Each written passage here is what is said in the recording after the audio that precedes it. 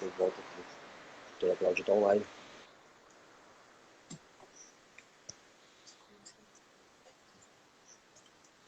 Oi, doutora. Olá, boa noite. Doutora, deu um probleminha aqui.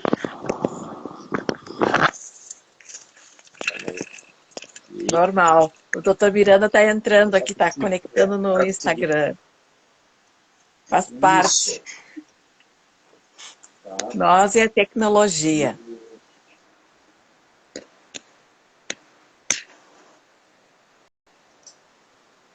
Consegue transmitir daí, doutora? Tá, então. Esse é o celular. De repente eu empresto o meu, que já está conectado, e o doutor Miranda começa a palestra. Eu acho que é melhor. E aí depois eu transmito o vídeo, vai passar pelo... A gente divide. Reservado. Pergunta. Pergunta se ele está disputando com o Laranja ou se está te vendo com o Laranja.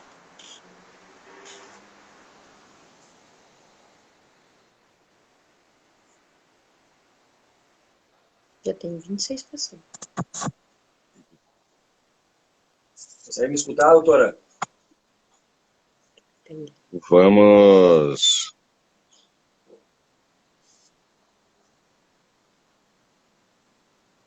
Ele só está te vendo e não a mim. Estás me vendo, Gregório? Estou escutando, doutora. Escutando e vendo. Consegue me escutar, doutora? Escutando, doutora. Eu estou no celular dela agora, então. Tá, perfeito. Ele só está te vendo e não a mim. Não, ele tá vendo ele. Estou te vendo, doutor. Estou te enxergando. Tá. Nitidamente. É Nitidamente. que é outro telefone aqui. Sim. Mas vamos pelo telefone mesmo, parece que tá boa a imagem, né? Não, tá ótimo. Então, boa noite, desculpem a demora aí da entrada, mas tivemos um problema de BIOS.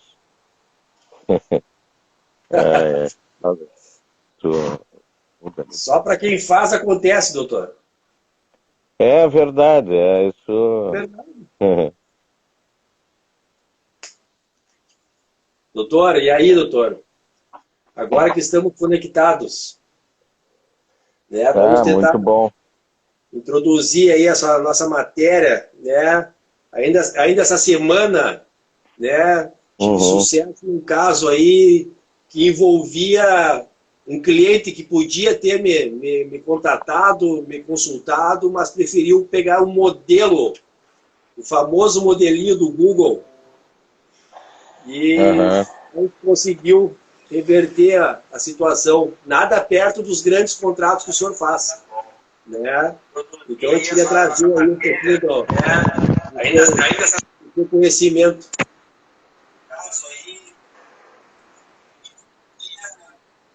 Aparecendo ainda, tá?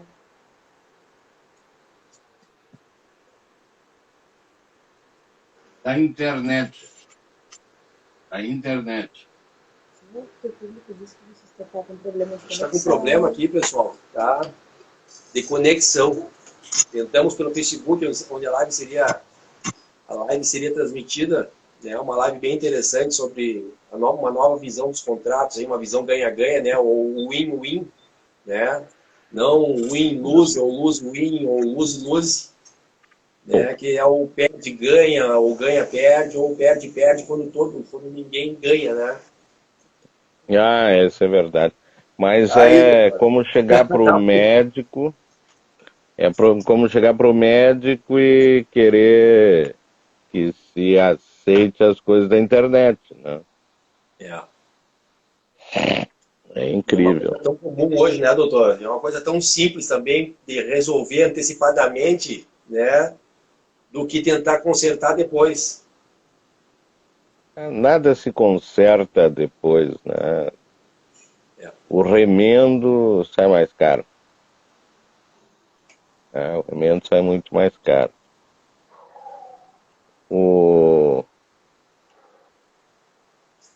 E um contrato, ele não é um instrumento, ele não é um modelo só.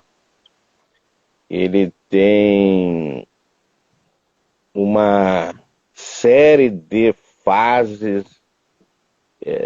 Ele é um ciclo, ele é um instrumento vivo, o contrato. Ele tem um ciclo de vida, um ciclo de existência. E ele tem uma fase de gestação, uma fase não vinculativa, e ele tem uma fase depois vinculativa, quando passam a haver vinculações e passam a haver contratos antecedentes, instrumentos antecedentes à relação contratual. Existem contratos paralelos e existem os contratos sucessivos que vêm depois dos contratos definitivos. Então, é uma série de questões que a pessoa chega lá e pega um modelito, né? Eu acho que foi uma boa ideia. A pessoa chega e pega um modelito e não tem nem ideia da complexidade de um contrato, né? Ele não sabe essas fases quais são, essas fases antecedentes, as fases, os estágios vinculativos e os estágios da fase da fase vinculativa. Aí ele não tem ideia. Depois ele diz, não, eu pego aqui, mas tudo isso é culpa também nossa, advogados, né, que fizemos um instrumento feito por advogados exclusivamente, Sim. para advogados exclusivamente, visando um litígio. Não vai dar certo. Um problema. Prever e tratar um problema. Então, o advogado costuma, às vezes, dizer assim, eu não deixo. Ele não tem que deixar, o contrato não é dele. Ele tem que adequar um instrumento que é um conjunto de instrumentos. Né? Ele mesmo vai se sentir mais feliz porque ele vai ter menos perdas e menos conflitos. Sim. Mas o que é um contrato feito por advogado para advogado visando litígio? Será um litígio. Se tiverem sorte e o contrato não sair, aí não tem litígio. Mas tem muita gente que não quer chamar advogado, cara, eu vou chamar meu advogado, então esquece, porque senão não sai o contrato. O advogado coloca em vez de resolver o conflito inicial, o advogado coloca uma barreira intransponível, não negociável. Claro, se é não negociável, a primeira situação de conflito que existir vai ser um problema. E ele fazendo algo técnico, metódico, ele vai sentir mais bem sucedido, porque ele, o advogado, os clientes, vão ver que a empresa deles, o escritório, são mais profissionais e têm o controle das situações, porque administrar, gerenciar os contratos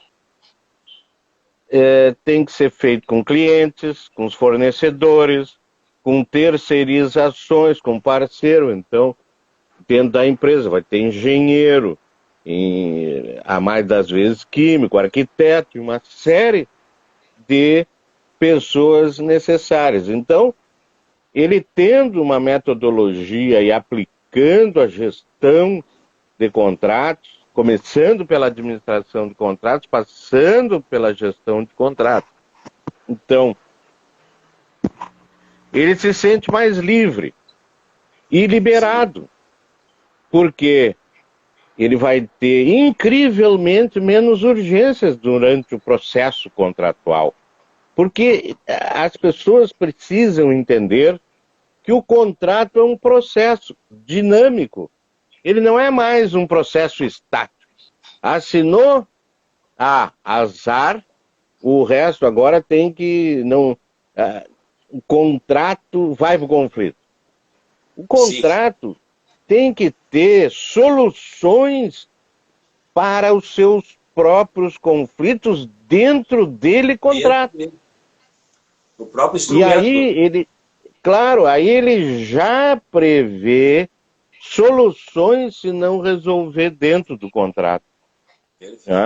Visando não litígio, mas uma composição onde um ganha e o outro também ganha. Porque tem que ter menos desvirtuamento do escopo nos contratos. O grande problema é a inflexibilidade do escopo. A pessoa vai fazer um contrato enorme, vai construir uma usina hidrelétrica, uma termoelétrica, e ele tem um escopo, um objetivo com seus limites. Nem ele sabe como é que vai ser. Muitas vezes os grandes projetos, ele não sabe, porque é a primeira vez que vão fazer. Vai surgir uma série de coisas que, se o contrato tiver um escopo inflexível, vai ter conflito no contrato. Então, o contrato tem que ter um escopo flexível. Então, se tem uma metodologia para administrar contratos e gerir o ciclo de existência do contrato, que chamam a existência-vida do contrato, ciclo de vida dos contratos, Life Cycle Agreement.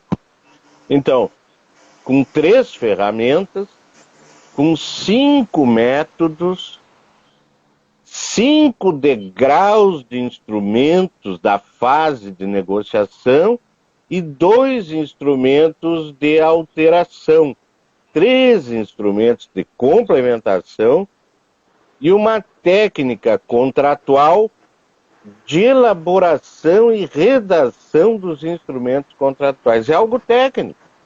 Sim. E o Como? Muito técnico, doutor. Né? Exatamente. O pessoal enxerga, né? E evita também. Tem o risco. Então, esses instrumentos, essa técnica contratual, essas 3 ferramentas, que na verdade são 2, mas classifica como 3, porque uma delas é a gestão do ciclo de vida dos contratos. Essa gestão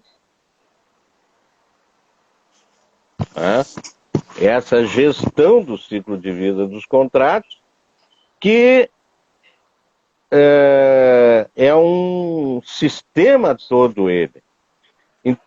E tem mais 2 ferramentas que elas são uma decorrência do acordo de nível do desempenho daquele objeto do contrato. Sim. Que desempenho? Eu posso ter serviço e eu posso ter operação. Por exemplo, eu tenho um serviço, contratei o meu assistente auxiliar, seja lá como é que chama, de informática. E eu com tremendo de um problema, porque eu tenho uma audiência agora, e estragou o meu computador. Hoje não vai dar porque hackearam o tribunal, né? Mas imagina, eu tenho uma audiência, estragou o meu... E eu não entendo nada do assunto. Aí eu chamo o meu assessor de informática, assistente, seja lá como é que diz o nome, e ele diz assim, olha, hoje eu não vou poder ir. Não posso, eu tenho daqui a 2 horas. Não, nós temos para atender vocês 48 horas. Não, mas não tem 48 horas. Não, mas não está estipulado no contrato, quando não está estipulado no contrato, 48 horas. Mas aí eu vou perder um prazo, quebro o meu escritório, não existe isso. E aí a pessoa continua preocupada com ela mesma. Sim, é o geral isso aí. É o geral. Então, o contrato, mas é um equívoco na elaboração técnica do contrato. O contrato precisa de uma terceira dimensão, que é a dimensão do nível do contrato, o volume, que é o nível do serviço. Qual é o nível do serviço? Aí dentro do contrato tem um acordo de nível de serviço, tratando do serviço. Nós queremos o nível de desempenho, mas ele tem ali, então, porque é um serviço, é acordo de nível de serviço, a segunda ferramenta. Por que uma ferramenta? Porque ela resolve o assunto antecipadamente. Ele diz assim, se eu estiver presente um problema e eu não conseguir resolver, porque aí ele diz assim, não, mas eu resolvo por remotamente. A maioria das vezes, remota não resolve quando o problema é sério. Sim. Todo mundo sabe. Então, o que ocorre? Algo tenebroso. Ele tenta fazer, remotamente não resolve. Quando tem o acordo do nível de serviço, quantas horas ele tem para arrumar? Então eu digo, em presença de uma audiência, ele tem que vir imediatamente. Então, já se sabe quanto tempo. Aí ele diz assim, mas para ver como é que é, né? A pessoa diz assim, tá, mas eu cheguei em 1 hora. Aí a pessoa diz assim, mas eu não garanto que em 5 horas que você tem a audiência eu vou resolver. Eu vou ter que remover o aparelho, a máquina, o computador, e vou levar lá e vou levar uns 3, 4 dias para resolver. Não pode. Então, também tem que estar no acordo do nível de serviço. É um contrato dentro do contrato. Pode ser uma clausulagem, mas é interessante que eles sejam adendo ao contrato. Né? Alguns chamariam de anexo. Sim. Mas é um adendo. É um adendo. Então, esse adendo ao contrato, explicando bem quanto tempo eu tenho, e criar situações de emergência que têm que ser atendidos com emergência. Previsibilidade, né, doutor? Exato. Então eu tenho todas as situações. Olha, eu preciso resolver o problema em 4 horas, 3 horas. Tá? Quando eu tenho prazo, imagina, eu não posso receber e-mail. E aí eu não recebo os prazos. E aí vence um prazo, o que eu faço? Então o cliente não quer saber. Ele contratou um advogado. Ele contratou um advogado. Daí também tem outro aspecto que vem na execução do trabalho do advogado, mas isso não é o nosso ponto hoje. Nosso ponto é com o nosso prestador de serviço. Bom, já vimos que isso esclarecido, a gente tem que ver assim, quais são os momentos cruciais de estresse que vive um escritório em relação a esse contrato de assessoria de TI. Já vimos um aqui. Nós não vamos fazer um contrato agora, nós estamos dando um exemplo. Aí vem o acordo de nível de operação. Não é serviço. Por exemplo, uma máquina. Eu compro uma máquina. Eu preciso polir peças de automóvel. Precisa ficar bem polidinho, é um espetáculo. E aí eu vejo uma máquina lá na Tchecoslováquia, na República Tcheca. A Tchecoslováquia é só para dizer que eu sou antigo no direito. Aí eu vou lá para a República Tcheca, compro uma máquina e trago para o Brasil. Aí chega aqui no Brasil, eu fui polir, eu preciso polir 800 peças. E eu poli as 800 peças, uma bate na outra. E elas chegam todas arranhadas, tem que botar tudo fora. E aí eu ligo lá para a República Tcheca e digo, vem cá, a máquina tá ruim. Tá, mas o que vocês fizeram? Não, pegamos as 800 peças. Não, tem que polir uma por vez. Aí, o cara comprou para polir um monte, senão não precisa de máquina. Ele bota uma pessoa lá fazer a polir. É mais fácil. Aí cria um conflito. Ora, ele tinha que ter posto um acordo de nível do desempenho da máquina, da operação, do desempenho da operação. E considerando que eu vou usar, e preciso usar, para polir entre 500 e 800 peças, no mínimo 500, no máximo 800. Já sabe, aí lá no contrato, no momento da negociação, ele vai colocar, e daí a necessidade de uma boa negociação e de não vencer as tarefas, porque se eu pego na internet, o contrato é todo falho, porque não vai ter nível nenhum, de desempenho nenhum, e a operação permite qualquer coisa. Então eu não discuto com as partes. Então, esse acordo de nível de serviço ou de operação, o desempenho daquilo que eu estou contratando, eu preciso ter um acordo, um contrato que seja, mas tem que ter considerando que eu preciso fazer um polimento de 500 peças no mínimo, considerando que a máquina faz o polimento de 500 peças e de 800 peças também, impecavelmente. E aí, dentro do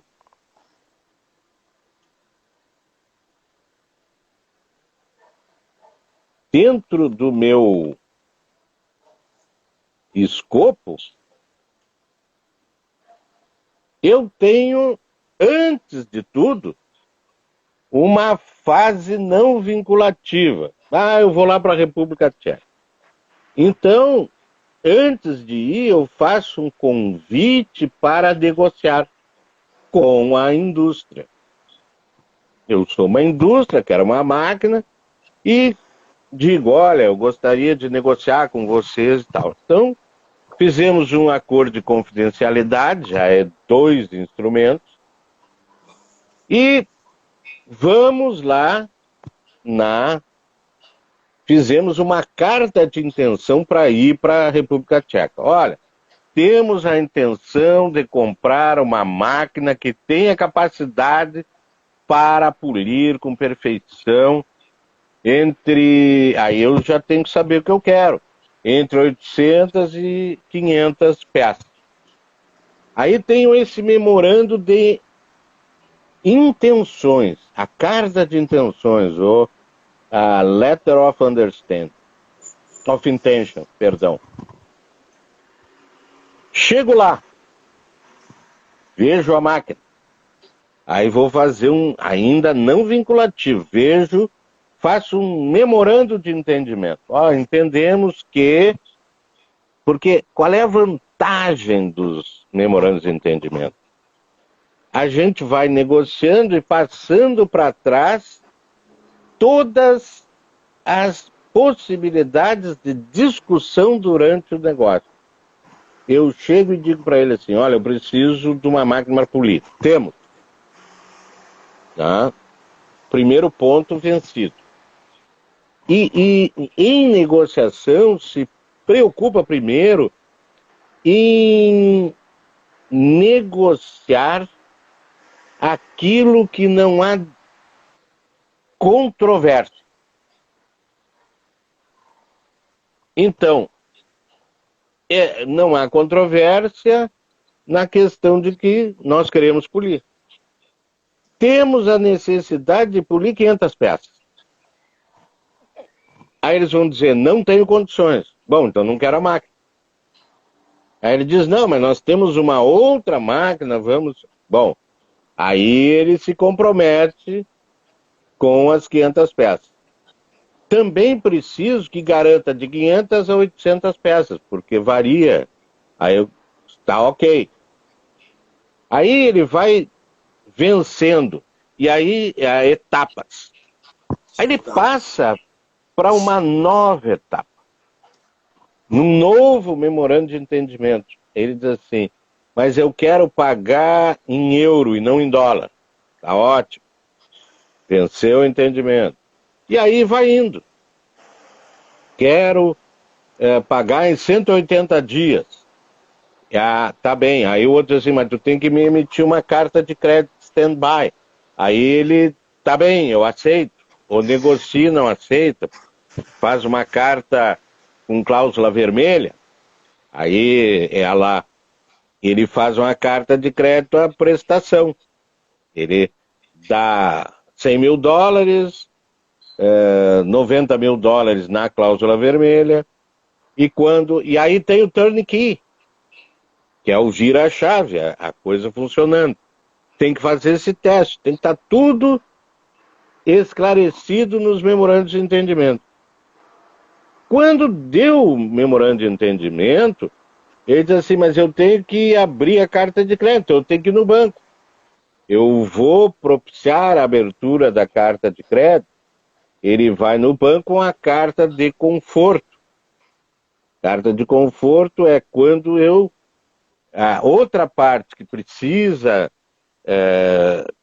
está dando uma boa recomendação, ele dá a carta de conforto para a gente. E aí termina a fase vinculativa. Aí eu pego todo aquelas situações, aquelas fases vencidas nos memorandos de entendimento e passo para a fase antecedente do contrato. Eu posso passar diretamente para o contrato definitivo ou posso fazer um pré-contrato, que talvez precise algumas definições para depois do contrato. Se tornar definitivo. Então, a gente vê que na gestão do ciclo de vida do contrato, é muito importante ter uma gestão estratégica do contrato. E o ciclo de vida permite que, unido com as razões para implementar um gerenciamento, nós utilizaremos métodos, fórmulas e modelos que nós já temos e que é importante ter. Não é um modelito, né? Tipo que a pessoa pegou na internet. Sim, fórmula. Tá? Um cientista trabalha com fórmula, não com modelito. Tá? Imagina Einstein ir lá para internet, pegava um modelito e não ia sair nunca a teoria da relatividade. Então, aí eu passo para o Service Level Agreement e para o Operational Level Agreement. O acordo de nível de serviço e o acordo de nível de operação. Então, eu tenho o ciclo visto sobre um determinado ângulo. Na questão das fases desse ciclo de vida dos contratos, nós temos uma fase negocial, existem várias classificações. Eu gosto da fase negocial, da fase pré-contratual. A fase negocial é essa que a gente viu há pouco. A fase pré-contratual, uma fase contratual. Fase pré-contratual, um pré-contrato que é uma promessa de compra e venda, por exemplo, do imóvel. É uma fase pré-contratual. O contrato se dá na escritura. Mas tem muitos contratos que eles são... Essas duas fases são amalgamadas, elas são juntas. Se faz logo o contrato. E tem uma fase de pré-execução do contrato. Tem a due diligence e tem a fase de execução. Execução é cumprir o contrato. Tá?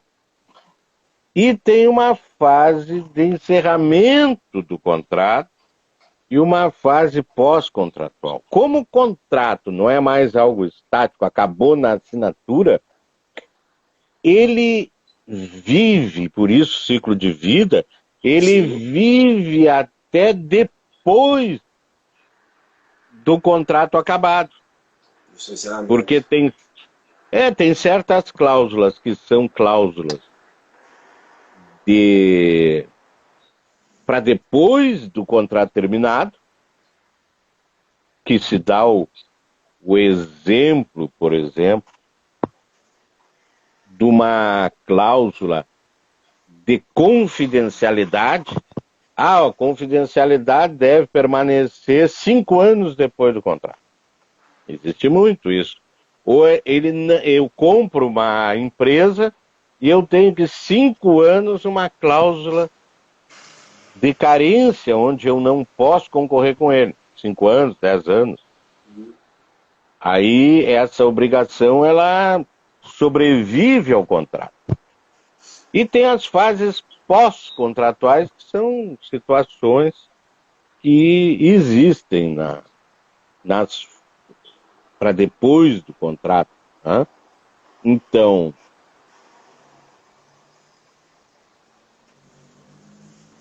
é um processo metodológico, é um processo ferramental, que é muito importante.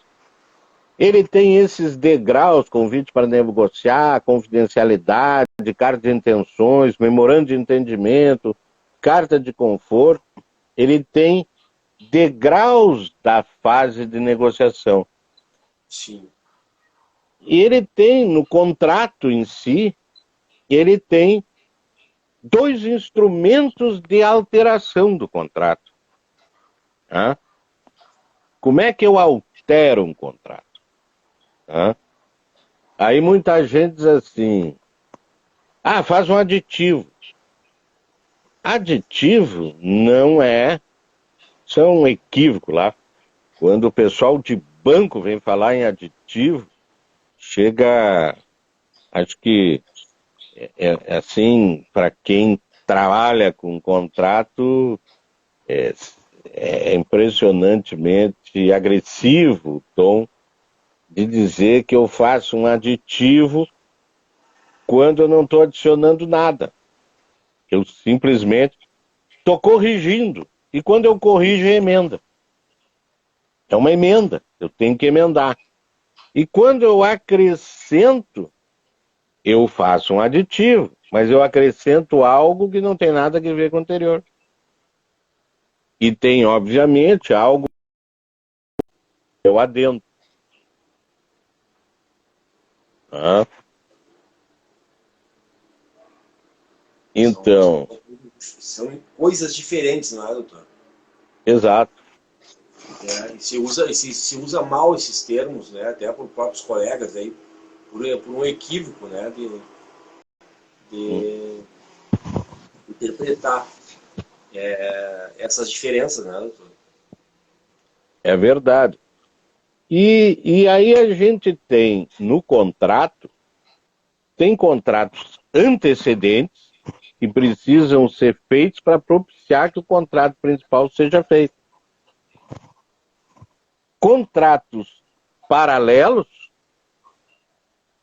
contratos sucessivos, que só podem existir depois do contrato principal, contratos complementares, que complementam aquele contrato, e tem os suplementares, obviamente. Então, essa é a fase vinculativa. Então, no processo contratual, nós vimos que nós temos um convite para negociar, um termo de confidencialidade, uma carta de intenções, um memorando de entendimento, vários memorandos, que são os comprometimentos para não voltar atrás. Tá? Muitas vezes se vê a pessoa está no meio de uma negociação dificultosa, já 5 dias, e a pessoa chega e diz, não, mas eu quero voltar para aquele assunto. Mas aí nós temos, não, mas está aqui o nosso memorando de entendimento número 5, nós resolvemos essa questão. Fica difícil a pessoa dizer, agora eu quero mudar. Entendi. Depois de 5 dias. Bom, aí tem aquela tal carta de conforto, vem a promessa de compra e venda ou os pré-contratos, contratos preparatórios, né, que vão preparar aquele contrato principal, o contrato definitivo, propriamente dito, alguns chamam isso de contrato mãe, contrato matriz, e contratos paralelos que são feitos, mas sempre vinculados com a existência desse contrato mãe. E aí temos contratos sucessivos, contratos complementares e contratos suplementares, contratos filhotes que decorrem daquele da mãe, e eles vêm em decorrência daqueles, são vinculados àquele contrato, que os franceses chamam de contrato de sous-traitance. Então, e esses contratos que existem em decorrência do contrato definitivo, desse contrato mãe, existem contratos subordinados ao contrato matriz, e a gente vê então essa necessidade técnica que o cliente não vai encontrar na internet. Aí ele diz, não, eu tenho aqui... Quando alguém falar nessa doutrina de direito contratual complexa, estudada, técnica, talvez ele fique louco. Mas eu pensei que foi só esse papelzinho. Né? Eu já vi vários engenheiros se achando os melhores advogados. Certamente. Então, temos ali, então, instrumentos de complementação do contrato. Porque, às vezes, o contrato não diz tudo que vai ser até numa usina, a gente tem que ver se quem é que vai fornecer o material, como é que vai ser e tal. Então, vem os adendos, vem os apêndices, desculpa, os adendos, vem os apêndices que complementam e esclarecem aquilo que está dentro do contrato. E aí vem a técnica contratual de elaborar e redigir esses instrumentos contratuais. E aí, 5 cuidados se deve tomar para evitar multas contratuais, paralisações do serviço ou da operação, que são notificações e certidões, certificado de não conformidade. O cara notifica, emite certificado de não conformidade, emite um claim, uma reivindicação, e aí faz um pleito, que é uma parte do contrato que soluciona internamente os conflitos. Houve conflito, mas ele soluciona internamente. Como se fosse uma mediação, doutor? Não. Não chega assim?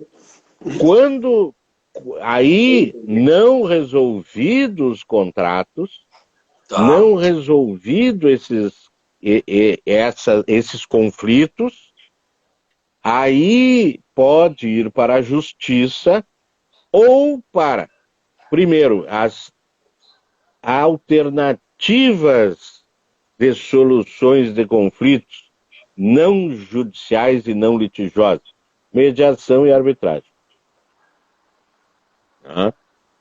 Então,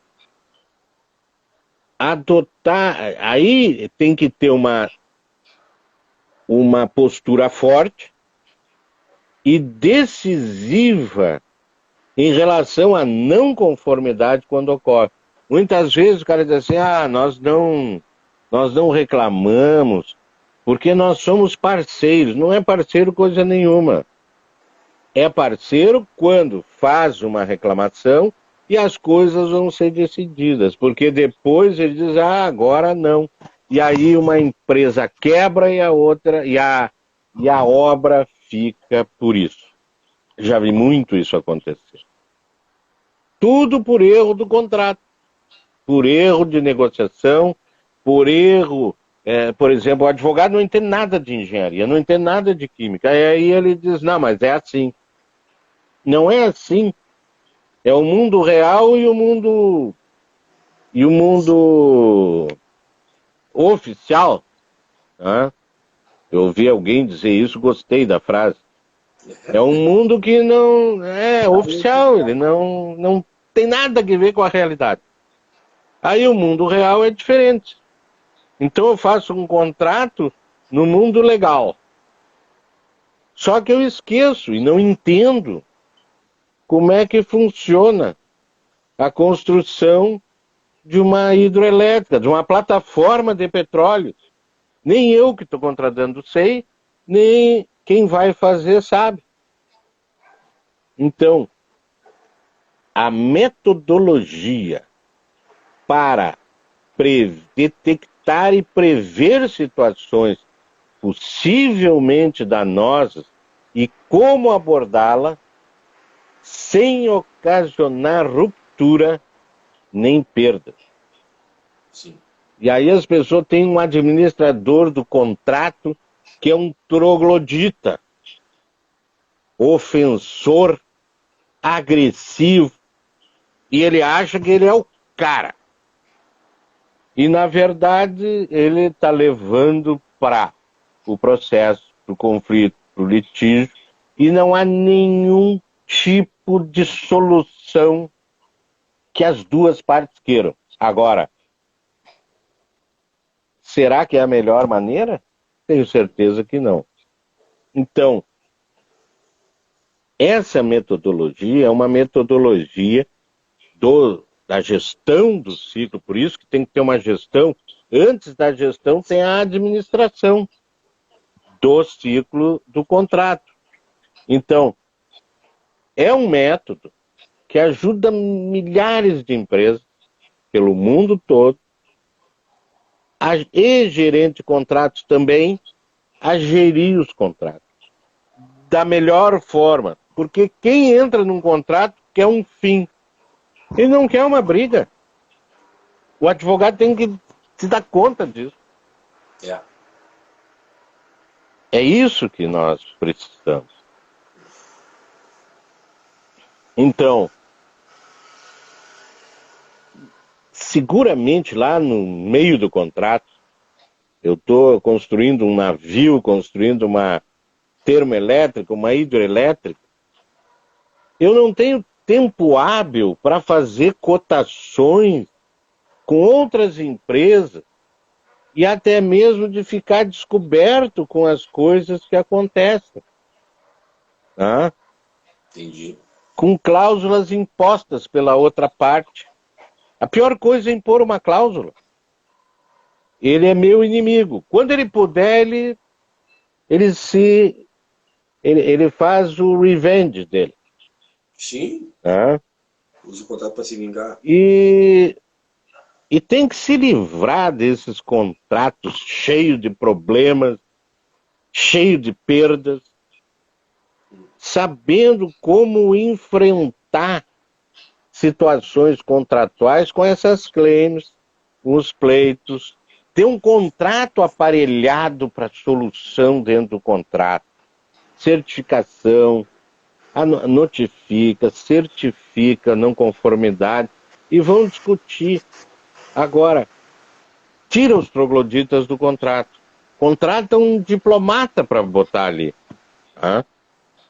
Então, tem que prevenir, só vai prevenir quando o advogado, se for o advogado que for fazer, quando o advogado sentar junto com o engenheiro, com o arquiteto, com o químico, com o farmacêutico, e previne os gargalos, as renegociações e as perdas.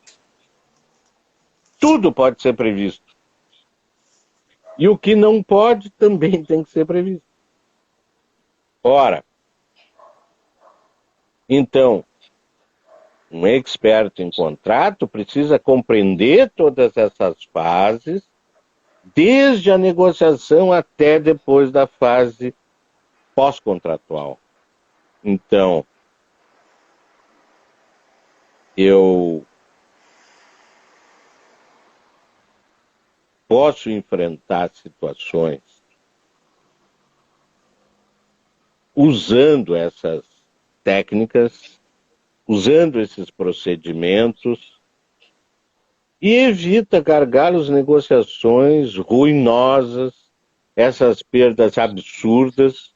E muito a pessoa tem um problema, tem que resolver e não tem tempo hábil para fazer nenhuma cotação, como nós falamos, com outras empresas, ou até mesmo ele fica com as suas posições a descoberto. Então, com uma boa gestão contratual, ele melhora a produtividade, ele aumenta os lucros e ele reduz custos do seu processo.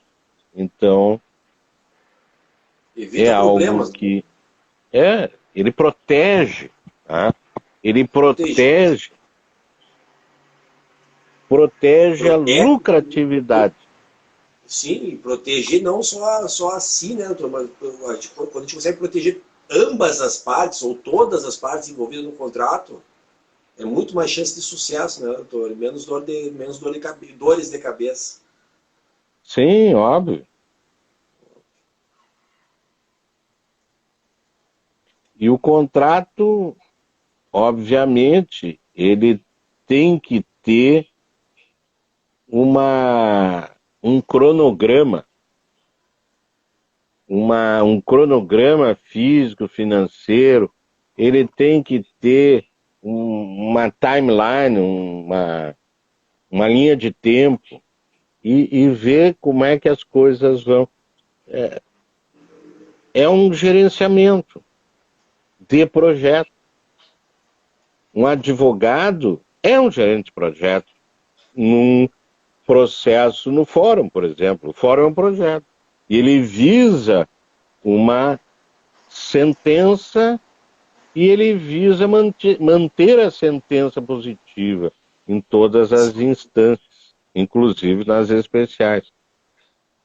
O advogado quer ganhar. Então, esse é o objetivo e esse é o escopo do processo do advogado. Já nos dois é chegar ao fim e ter uma solução mais justa possível.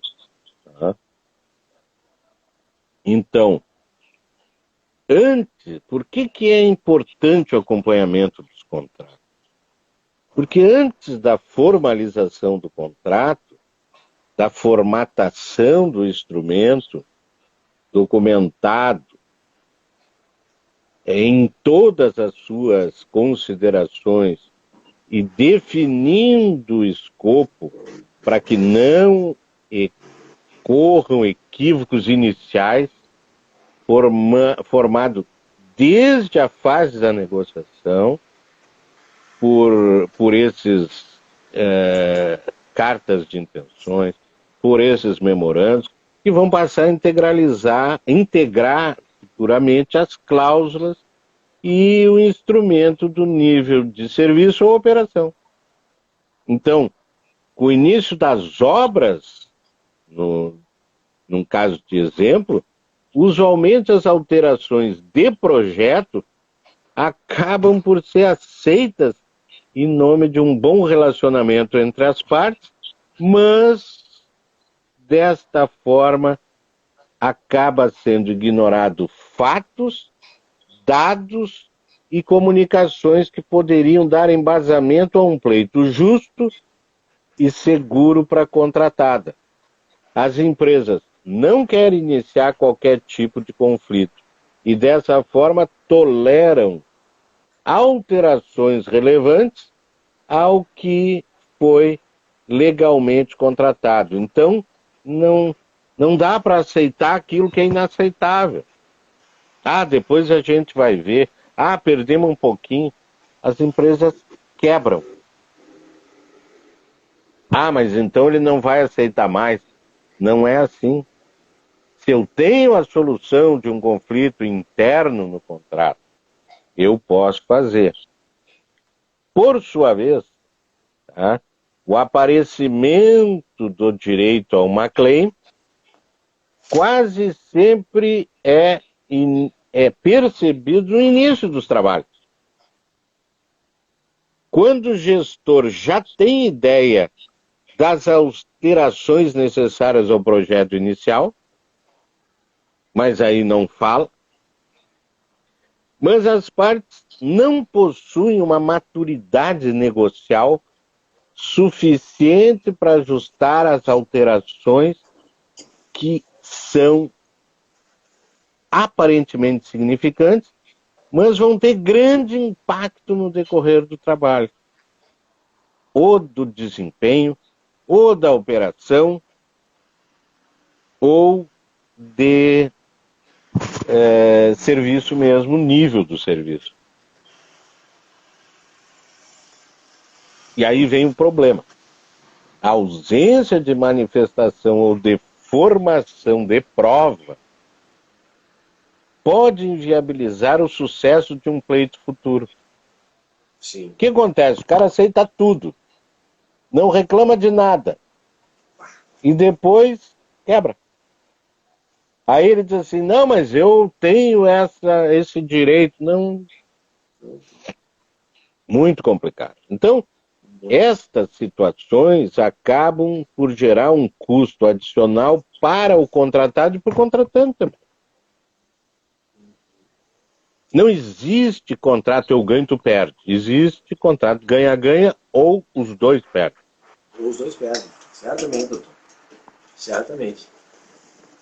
O acompanhamento, a gestão, é necessária para montar as comunicações oficiais, a comprovação dos fatos, a definição da estratégia estratégia de comportamento frente ao contratante, ao contratado também. Vão ser base de algum argumento fático futuro durante as claims. Claims, soluções internas, e não judiciais e não litígios. Se resolve conversando. É. E falta isso, né, doutor? Impressionante. Falta. Falta.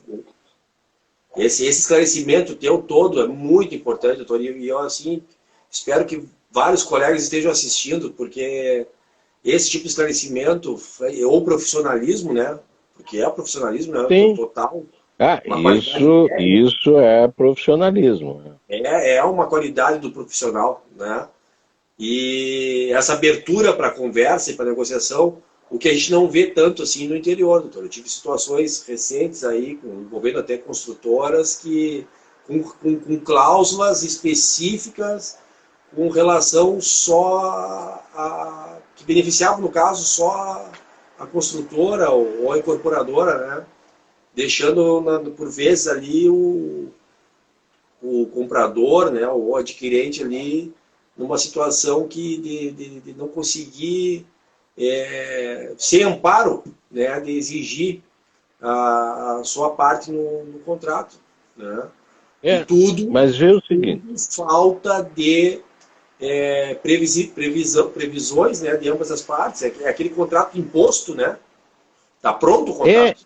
E falta do estudo do fato, do estudo. Nós, advogados, temos um defeito da classe nossa, né? É a culpa. Nós não gostamos de estudar engenharia, ou arquitetura, ou farmácia. E aí nós temos, muitas vezes, é assim. E o cliente quer outra coisa, ele não quer um contrato. O contrato não é um fim em si mesmo, mas um meio para um fim. Isso é algo de fundamento. De fundamento. Então, tem outro problema do nível de serviço e do nível que pode ser feita a execução do contrato. Ora, estou dentro de um navio. Eu tenho que pintar o navio. Aí eu tenho que ter uma área do navio liberada para eu poder pintar. Então, como eu tenho que limpar primeiro, eu tenho que usar compressores de alta pressão. E se tiver alguém na frente, esse alguém é cortado pela força da água. Difícil de uma pessoa mesmo. Então, eu tenho uma área que tem que ser disponibilizada. Precisa ser feita as medições, para ver se vai pagar quanto. Que. Eu preciso saber se essas medições não adianta eu não poder pagar meus empregados. Eu preciso pagar, senão também dá problema. A área precisa ser preparada, mas preparada por quem? Quem é que tem que preparar? A equipe parada, sem condições de efetuar o trabalho, é caríssima. O serviço, por não cumprimento de cronograma por parte de quem contrata, ou tem multa lá pelo contratado. Então, tem que disponibilizar material, tem que disponibilizar a equipe. O cara vai para lá, o cara diz, não terminei isso aqui ainda. Vocês vão esperar. O cara espera 2, 3 dias. Qual é o custo? Quem é que paga isso? Então, precisa estar feito isso lá para saber. Então, a liberação da área onde o serviço deve ser feito. Vou fazer um um banheiro. Aí eu tenho o azulejista e tenho o pintor. E tenho a pessoa que vai botar o piso. 3 ao mesmo tempo. Eu não previ. Vão os 3 para lá, ficam parados, levaram ajudante. É exatamente a mesma coisa. O que ele vai querer? Que eu pague. Vai querer que eu pague. Não é verdade? Então, é uma metodologia que, se não é feita, há desastres. Mas se ela é feita, ela muda a vida de todos. Então, nós precisamos administração e gestão estratégica do ciclo dos contratos, a conceituação e definição do nível do desempenho, seja de serviço, seja de operação, a gestão desse nível, os processos absolutamente documentados. Então, e o segredo está na técnica. Numa técnica de saber como se elabora e redige um escopo. Ele não pode ser muito rígido, ele não pode ser amplo demais, ele precisa ser razoavelmente flexível e suficientemente definido. Então, há que pensar. E a mais eficaz técnica de prevenir conflitos e assegurar a satisfação do cliente é a técnica da redação do escopo, habilidade de gerência, organização, planejar a negociação de contratos complexos e contratos que se entrelaçam, orientado para resultados e não para o conflito, afastar os trogloditas, né, agressivos, que só querem punir, saber documentar situações e compartilhar conhecimento entre as equipes. Entender o produto ou serviço e o sistema de princípios desse ciclo do contrato que se está fazendo, que se está executando. Negociar termos significativos e condições enquanto atinge as necessidades do cliente. Saber diferenciar, isso é muito importante, saber diferenciar as posições dos clientes em relação ao contrato dos seus verdadeiros interesses, o que muitas... Aqui eu, só para comentar, um professor de Harvard, que é o